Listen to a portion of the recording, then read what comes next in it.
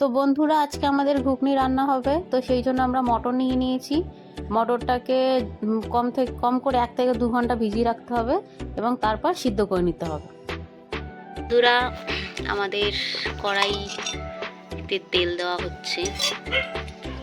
তেল দিয়ে গ্যাস জ্বালিয়ে দেওয়া হয়েছে। কড়াইয়ে দেওয়া হবে শুকনো লঙ্কা ফোড়ন। ফোড়ন দিয়ে একদম চটকে দেওয়া হবে। আমরা শুকনো লঙ্কা ফোড়নে দিয়ে দিলাম। এরপরে দেব সাদা জিরে। যেহেতু নিরামিষ তাই এর মধ্যে পেঁয়াজ দেওয়া হয়নি। আমি আজকেই বলেছি, আগেই বলেছি যে এটা নিরামিষ হবে। আমাদের সোমবার করে শিব ঠাকুরের ভক্ত যেহেতু, তাই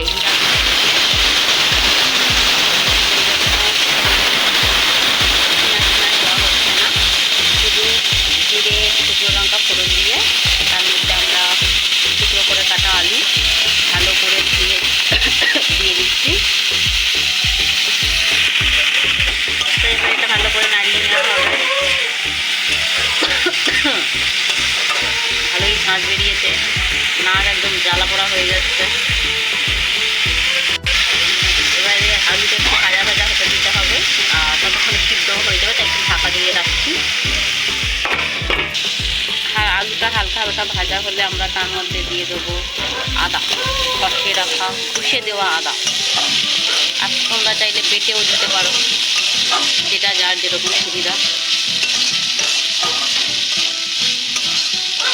একটা বেশ সুন্দর ফ্লেভার বেরিয়েছে, সুন্দর তাহলে ওরকম ভাজা ভাজা হবে। আর একটু ভাজা ভাজা হবে। কাঁচা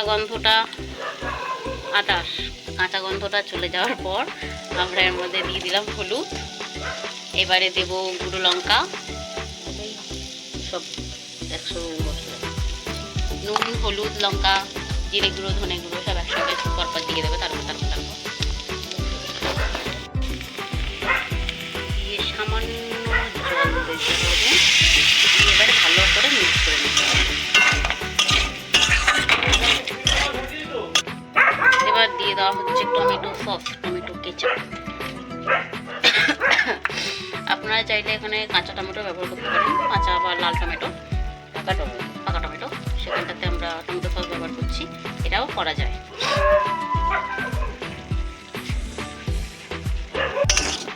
দিয়ে আবার ভালো করে এরকম নাড়িয়ে নিতে হবে, ভালো করে মিক্সড করে নিতে হবে। নিয়ে এবারে আবার ঢাকা দিয়ে রাখবো সিদ্ধ হওয়ার জন্য। সিদ্ধ হওয়ার পরে দেখাচ্ছি। বন্ধুরা, আলু সিদ্ধ হয়ে গেছে। এই যে দেখতে পাচ্ছি আলু সিদ্ধ হয়ে গেছে।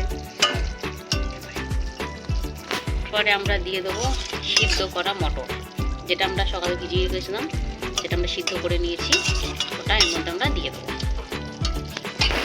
তাহলে দেখতে থাকো। মটরটা দিয়ে দিয়েছি। মটরটা দিয়ে আবার ভালো করে নাড়িয়ে নিচ্ছি। এবারে মটরটা আর আলুটা একটু ফুটতে দেব, ঢাকনা দিয়ে ফোটার জন্য রেখে দিচ্ছি। তো বন্ধুরা, এটা হচ্ছে আমাদের বাগানের গাছের ধনেপাতা, বাগান থেকে তুলে আনা। তো এটাও আমরা এর মধ্যে দেব, সেই জন্য দেখিয়ে দিচ্ছি। দেখতে পাচ্ছ কি সুন্দর টাটকা, একদম ফ্রেশ।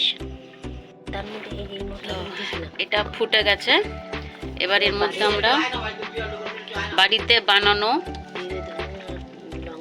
জিরে, ধনে আর লঙ্কা গুঁড়ো আগে গরম করে রেখে দিয়েছিলাম, ভেজে গুঁড়ো করে। এবার সেটাকে আমরা এর মধ্যে মিক্সড করে দিলাম। এর মধ্যে আমরা দিয়ে দেবো এবারে আমাদের সেই বাগানের স্পেশাল কুচানো ধনেপাতা। এবার ধনেপাতাটা আমরা পুরোটা দিয়ে দিচ্ছি, দিয়ে দিলাম। এবার একটু নাড়িয়ে নিয়ে ফুটে উঠলে আমরা নামিয়ে নেব। ঘুগনি আমাদের রেডি হয়ে গেছে।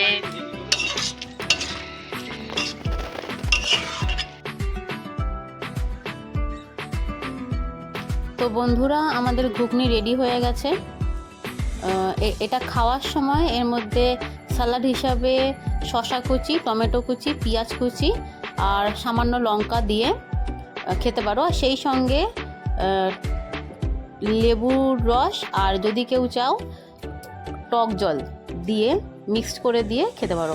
আর সঙ্গে একটু ভাজা মশলা দিলে আরও খেতে হেভি ভালো লাগবে।